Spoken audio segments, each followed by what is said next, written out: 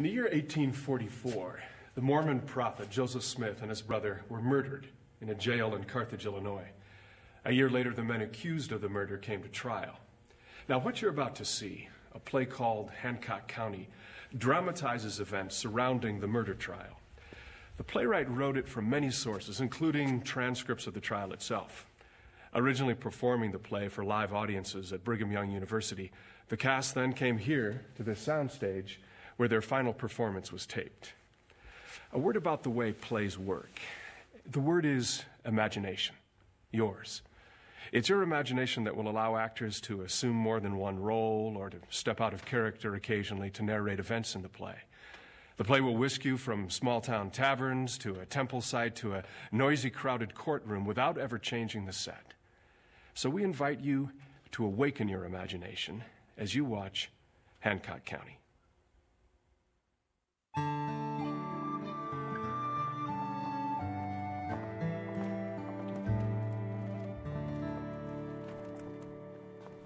Hancock County, a square of prairie on the edge of Illinois.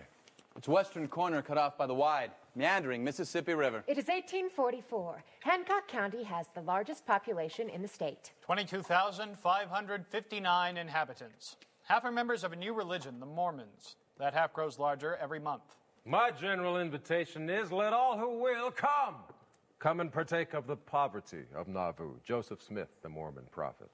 Many established citizens fear the Mormons' growing power, resent their buying up of land, and hate their religious views. This deluded, fanatical, and ignorant sect is about to be poured upon us by thousands, and thus, like the locust of Egypt, wither away every vestige of godliness. Reverend B.F. Morris. The tension between the Mormons and the old settlers is hemmed into a hectic triangle with 3 cities at the points. Carthage, the county seat, population 300. Except during circuit court weeks in May and October, when the town swells up like a tick feeding on a steer. Warsaw, population 500. Home to Thomas Sharp and his populist newspaper, the Warsaw Signal. and Nauvoo, population 11,000, the biggest city in Illinois, 10 times bigger than Warsaw and Carthage put together. Nauvoo is the Mormons' Zion, their kingdom of God on earth. Built after what was left of them, ran for their lives from the first kingdom of God across the river in Missouri. Their leader is Joseph Smith, prophet, mayor, general of the Nauvoo Legion, and chief judge, all rolled into one. His followers revere him. The honest in heart ran together and gathered around him and loved him as they did their own lives. Brigham Young. His detractors are equally passionate. June 5th, 1844, a new anti-Mormon newspaper in Nauvoo prints its first edition. We pledge our unmitigated disobedience to Joseph Smith, the self-constituted monarch, and to his gross moral imperfections. The Nauvoo Expositor. The next day, the Nauvoo City Council orders the press destroyed. A detachment from the Nauvoo Legion smashes the press and scatters the type. In Warsaw, editor Thomas Sharp is quick to react. We hasten to inform you of the outrage perpetrated by the ruthless, lawless band of Mormon mobocrats at the dictum of that unprincipled wretch, Joe Smith. The Warsaw Signal. Within days, Joseph and his brother Hyrum are in jail at Carthage, awaiting a hearing. And that is where they are murdered.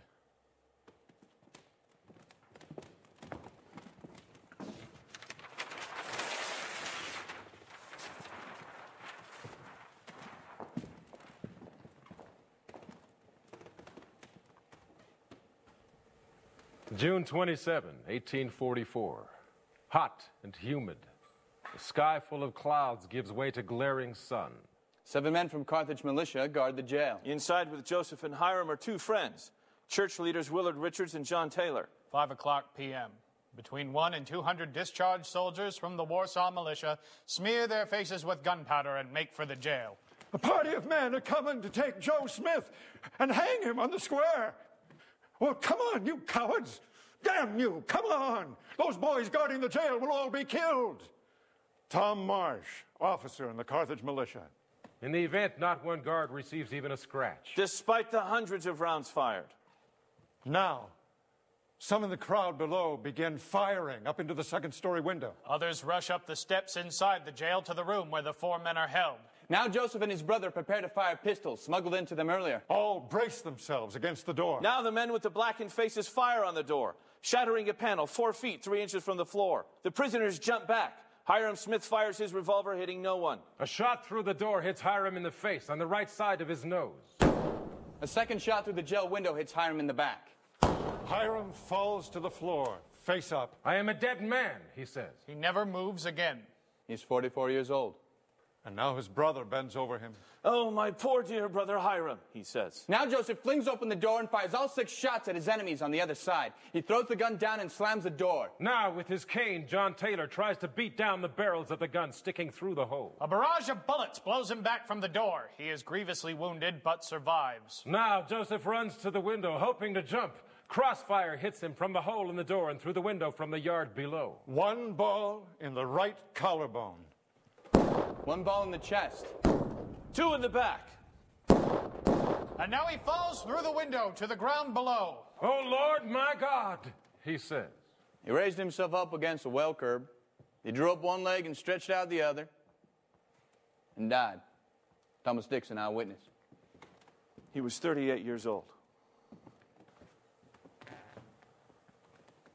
Carthage jail, 8:05 o'clock p.m. Joseph and Hyrum are dead.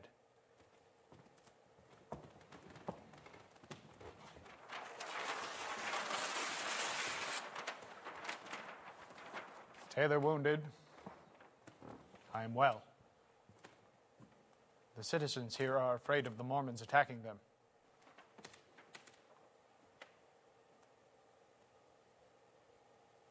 I promised them no. Willard Richards. The Mormons do not attack. Instead, they grieve in their thousands. The very streets of Nauvoo seem to mourn the late Kimball. The news hit like a thunderbolt, crushing the people to earth.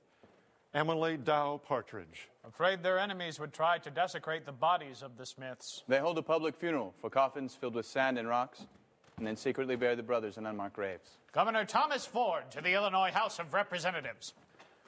The state will find and prosecute the perpetrators of this bloody deed. They will be brought before a court of justice in Hancock County. We will vindicate the violated honor of the state of Illinois.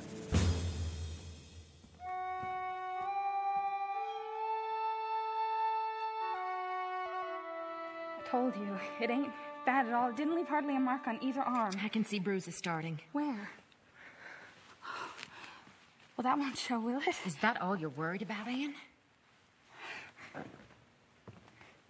My head aches a bit. He shook me pretty good, I guess. You didn't see it, did you? No, I was out back checking on the stove. Nor hear nothing? I heard his voice raised is all. Poor man, he's so worried. Don't see why he takes his worry out on you, though. Now listen, Eliza, Mr. Fleming didn't take nothing out on me. It ain't like he planned it. He just exploded. You know how black powder explodes? You're my kin, Anne.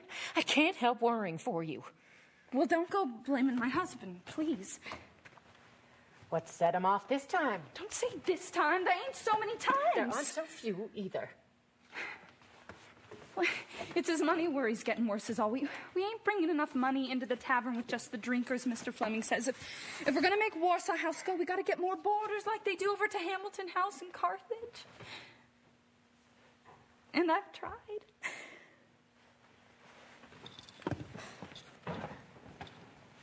I know you have.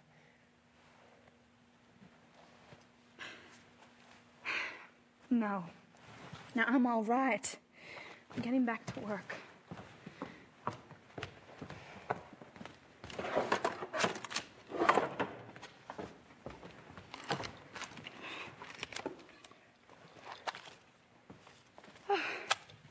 I meant to tell you, the Larimores are short. They're a whole $1 short almost. The Larimores? I don't think so. Is that January? That's what you wrote down on the paper. Then they're not short. January, they left for 5 days upriver to visit Abraham's father's cousin, remember? Of course I don't remember. That's why I got you. So they ain't short. No. And neither is Mr. Fox. At least not yet. It's June 16th. He's supposed to pay us in Stovewood. Do you remember everything? Listen, Anne. I'll do this reckoning.